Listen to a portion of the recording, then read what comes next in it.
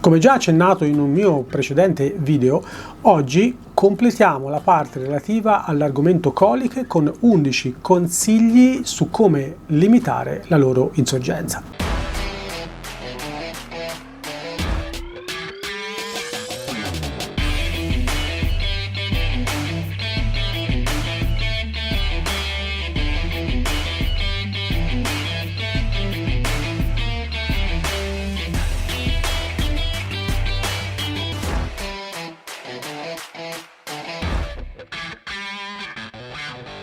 Nella puntata precedente, di cui vi lascio il link in descrizione e qui in alto nelle schede, abbiamo visto alcuni punti da conoscere per capire cosa fare quando un cavallo sta avendo una colica. Oggi invece vi voglio parlare di quali sono le pratiche da seguire per limitare al minimo la possibilità che il nostro cavallo ne subisca una. Come ho già specificato la volta scorsa, tengo a precisare che io non sono un veterinario, ma le informazioni che vi elencherò sono tratte da un articolo di una famosa rivista americana che è stato redatto con il contributo di diversi veterinari. Anche di questo articolo in lingua inglese vi lascio il link in descrizione, così che possiate approfondire l'argomento autonomamente. Partiamo con gli 11 punti. Punto numero 1. Cambiare alimentazione in maniera graduale. La dottoressa Keenan specifica che ogni cambiamento di alimentazione, che sia fieno o mangime, dovrebbe avvenire in almeno una decina di giorni. Punto numero 2. Dare da mangiare in piccoli pasti frequenti piuttosto che in pochi e abbondanti. Per il tratto digerente estremamente lungo del cavallo sono molto meglio tanti piccoli pasti frequenti che uno o due abbondanti, che invece possono causare occlusioni, soprattutto quando il cavallo è estremamente vorace oppure è stato numerose ore senza niente nello stomaco ed il dolore causato dai succhi gastrici lo hanno fatto diventare famelico. Punto numero 3. Evitare di somministrare il mangime quando non necessario. L'incidenza delle coliche cresce quando il cavallo ha a disposizione grandi quantità di cereali. Dice sempre la dottoressa Keenan, gli unici cavalli che hanno bisogno realmente di mangime sono quelli che non riescono a mantenere il peso nonostante abbiano fieno di buona qualità a disposizione 24 ore su 24, oppure quelli che hanno un intenso programma di esercizi fisici. Punto numero 4. Incoraggiare il più possibile il cavallo a bere.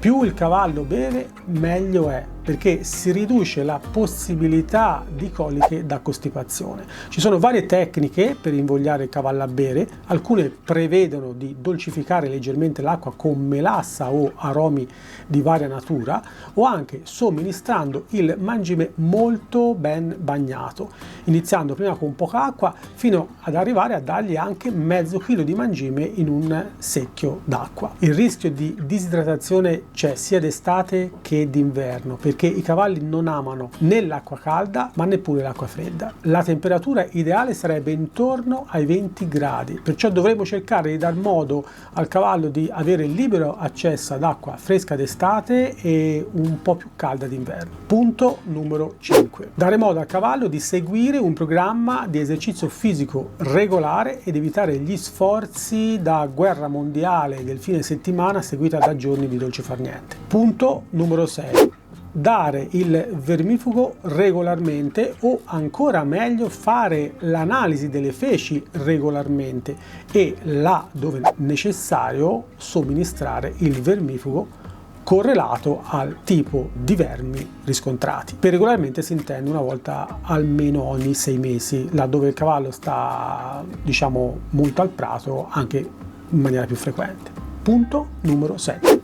Adottare misure adeguate per evitare che il cavallo ingerisca terra o peggio sabbia durante la sua alimentazione. Ad esempio mettendo le razioni lontano da zone sabbiose e preferendo mangiatoie, tappetini di plastica o cemento oppure usando le reti, facendo attenzione che al cavallo non piaccia tirare fuori il fieno dal contenitore e mangiarlo in terra, perché in questo caso è necessario comunque stendere dei tappetini di plastica nel luogo dove mangia. Punto numero 8. Se abbiamo il sospetto che il cavallo ingerisca la sabbia possiamo fare dei test specifici relativamente semplici per determinare la presenza di sabbia nelle sue feci.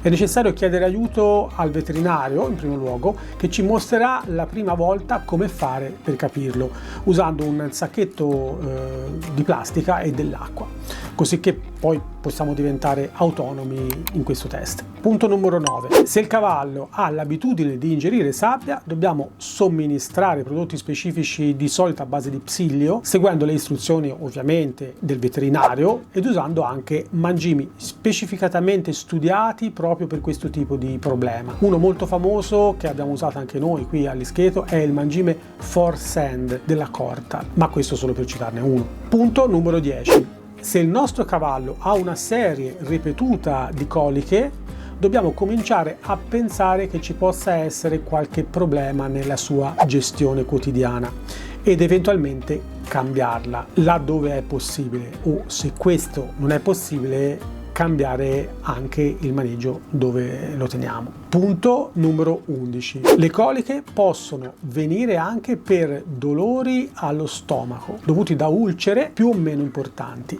spesso dovuti a periodi di stress come durante l'addestramento, che magari può essere troppo intenso o frettoloso, oppure anche da una scuderizzazione che non tiene di conto delle normali esigenze del cavallo. Laddove ci sia il sentore che le coliche siano di origine gastrica, bisogna provvedere alla somministrazione di integratori adatti a prevenire tali patologie e sottoporre il cavallo ad esami regolari, specifici, per valutare la vastità del problema ed introdurre, laddove ci sia realmente questo problema, delle misure più specifiche e risolutive. Io per esempio nel mio caso personale mi sono trovato davanti a questo problema perché uno dei miei cavalli, Eros, quello nero che sicuramente qualcheduno di voi avrà visto nei miei video, lui soffre di coliche da gastrite, ok?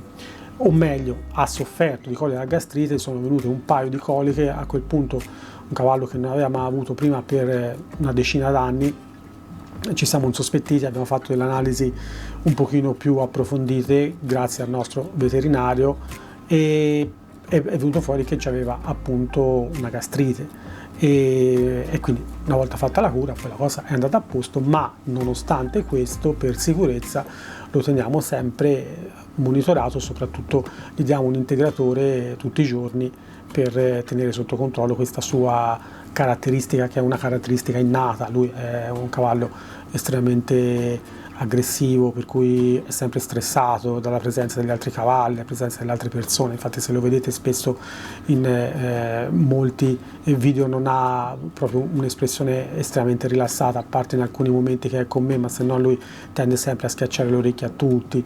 È un cavallo stressato per natura, ecco, insomma, diciamo, come ci sono le persone che sono più tendenti a questo, ci sono anche cavalli.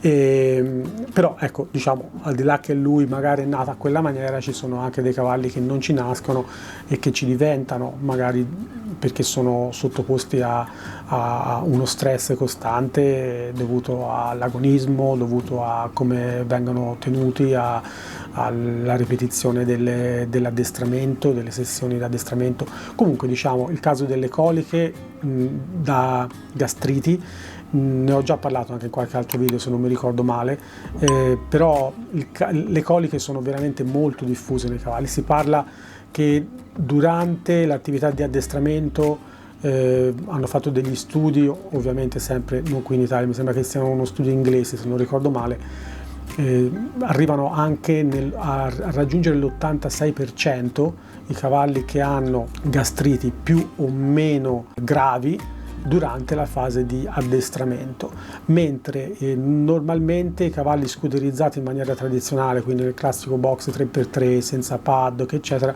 arrivano anche fuori dal periodo di addestramento, arrivano a superare il 70%, quindi 7 cavalli su 10 soffrono non di coliche ma di gastriti di varia entità e di varia gravità, dovute appunto solo dal fatto che è stressante per un cavallo stare in un ambiente che non è disegnato per una preda. Una preda, ricordiamoci sempre che è un animale che l'unica cosa che può fare quando si trova di fronte a un pericolo è scappare, per cui per una preda stare in un luogo angusto, chiuso, non è una cosa naturale, oltre poi al fatto di rimanere separato per lunghissimi periodi, qualche cavallo anche per tutta la vita, dalla possibilità di interagire con i suoi simili. Qualcuno di voi sicuramente penserà che magari ha il cavallo di fianco al paddock di un altro cavallo e quindi in qualche maniera interagisce, ma non è così, non è la stessa cosa vedersi attraverso le sbarre oppure poter condividere la giornata insieme, giocare insieme o anche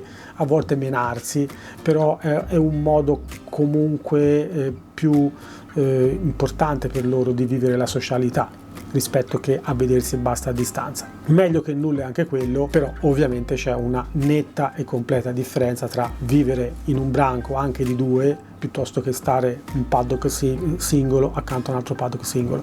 Ma se voi girate un po' per l'Italia vi accorgerete che non ci sono tante scuderie che hanno la possibilità di tenere i cavalli fuori. Spesso e volentieri ci sono paddock condivisi in cui stanno magari un'ora sola e poi ruotano e poi ci va un altro cavallo, quindi tutta questa situazione qua è stressante per il cavallo e in alcuni casi escono fuori queste gastriti che spesso e volentieri rimangono silenti, cioè praticamente non ce ne accorgiamo finché non arriva magari una colica o due coliche o tre coliche una di seguita all'altra, colichette così che arrivano ma se ne vanno come sono arrivate, poi cominciate a farvi le domande, cominciate a indagare, magari il vostro veterinario vi suggerisce di fare dei test o una gastroscopia e esce fuori che c'è un'ulcera e allora lì ci si domanda come mai, ma spesso e volentieri, insomma, come hanno dimostrato studi scientifici, nel 70% dei casi 7 cavalli su 10 soffrono di gastrite proprio per questo motivo.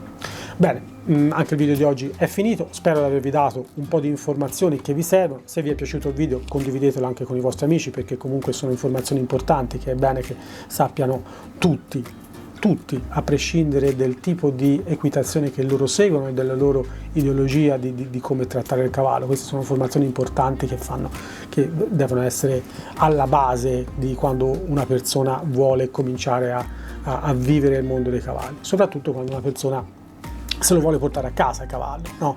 Perché molti hanno questa ambizione di portarsi il cavallo a casa e poi dopo si trovano di fronte a dei problemi del quotidiano di avere un cavallo.